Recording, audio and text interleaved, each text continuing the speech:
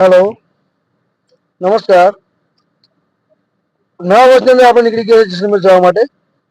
હવે જેસલમેર જઈશું અને રસ્તામાં જે બી પ્લાન હશે એ આપ સૌને જણાવશું અને એન્જોય કરશું।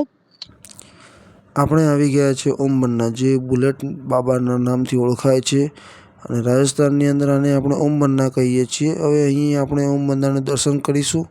આ આપણી ગાડી છે જે લઈને આપણે જેસલમેર જઈ રહ્યા છીએ અને અહીંથી આપણે ઓમ બન્નાના દર્શન કરી અને એની જ્યોત જોઈશું। જે જ્યોત અખંડ છે, જે 24 કલાક જ્યોત ચાલુ રહે છે। આ જ્યોત 24 કલાક અહીંયા ચાલુ હોય છે।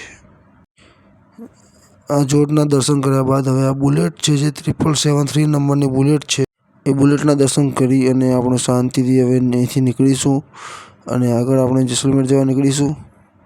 સવાર થઈ ગઈ છે અને આપણે રણુચાની આગળ નીકળી ગયા છીએ। હાઈવે ઉપર બહુ સુંદર નજારા આવી રહ્યા છે, જે મને એમ થયું કે ચલો એ પણ વિડીયો બનાવી લઈએ। તો આ આપણે 5 જણા બેઠા છીએ અને પાછળ જે છઠ્ઠો મેમ્બર છે આપણો અંદર સૂઈ રહ્યો છે અને સુંદર નજારા જોતાં જોતાં આપણે જેસલમેર પહોંચવા આવ્યા છીએ। જેસલમેરની અંદર એન્ટ્રી થતાની સાથે 10 કિલોમીટર પહેલાં આર્મી કેમ્પ આવેલો છે, જ્યાં આપણે અહીંયા રોકાયા છીએ અને અહીંયા આપણે ચા પાણી નાસ્તો કરીશું અને પછી ત્યાંથી આપણે આગળ નીકળીશું। જેસલમેરના રણની અંદર એન્ટ્રી થઈ ગઈ છે અને આ રણની એન્ટ્રીની શરૂઆતમાં જ આપણે વિડીયો બનાવવાનો શરૂ કર્યો છે। બહુ જ સુંદર નજારો છે, એ જોઈને આપણું નવું વર્ષ સુધરી ગયું છે અને બહુ જ આટલું મનમોહક દ્રશ્ય જોઈને મજા પડી ગઈ છે। આ રિસોર્ટ છે જ્યાં આપણે રોકાવાના છીએ અને એની અંદર જે ટેન્ટ આવેલા છે, આ ટેન્ટની અંદર આપણે રોકાવાના છીએ અને ટેન્ટની અંદર રોકાઈને આપણે પછી આપણે અહીંથી નીકળીશું સફારીમાં ફ્રેશ થઈને। સફારી ઉપર આપણે આવી ગયા છે, સફારી કરવાનું સ્ટાર્ટ થઈ ગયું છે અને અહીંથી હાઈવે છોડી અને હવે સફારી જીપ જશે રણની અંદર। ત્યાં બહુ જ સરસ મજા આવી ગઈ સફારી કરતાં કરતાં। સફારીનું મુસાફરીમાં તમને એટલું મજા આવશે કે જેની કોઈ હદ નહીં રહે અને સફારી કર્યા બાદ આપણે હવે અહીંથી આગળ જે કરવાનું છે એ છે ઊંટ સવારી। ઊંટ સવારી હવે આપણે કરશું આના પછી।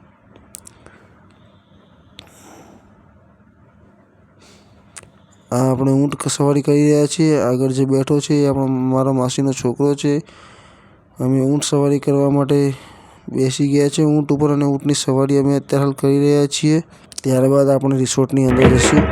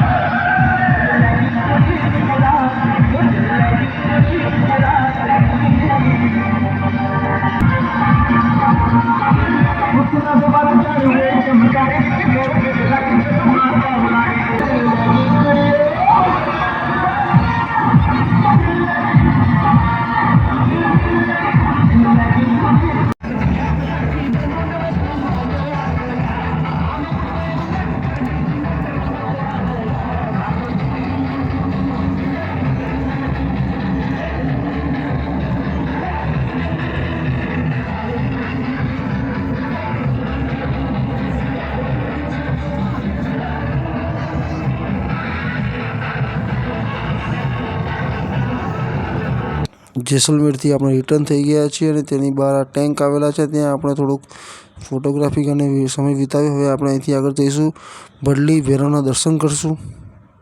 આ ભડલી ભૈરવના દર્શન કરવા માટે આપણે આવી ગયા છે. ભડલી ભૈરવ દાદા છે જે મારા કુળના ભૈરવ છે, ત્યાં આપણે દર્શન કરીશું. આ મંદિર છે ભડલીના ભૈરવનું અને સુંદર મનમોહક મૂર્તિ છે જે જોઈને આપણું મન બહુ જ પ્રફુલ્લિત થઈ જાય. ત્યાંથી દર્શન કરીને આપણે આગળ હિંગળાજ માતાના દર્શન કરીશું. સુમેરપુર, આ સુમેરપુર હિંગળાજ માતાનું મંદિર છે જ્યાં આપણે અહીંયા દર્શન કરવા આવ્યા છીએ, પરંતુ મંદિર બંધ છે. પણ બંધ મંદિરની અંદર પણ જોવાની બહુ જ મજા આવી ગઈ અને મનને શાંતિ મળી ગઈ. હવે અહીં દર્શન કરીને આપણે અહીંથી નીકળીશું પાછા રિટર્ન ઘર તરફ. આપણું ઘર એટલે કે હિંમતનગર, રાયગઢ.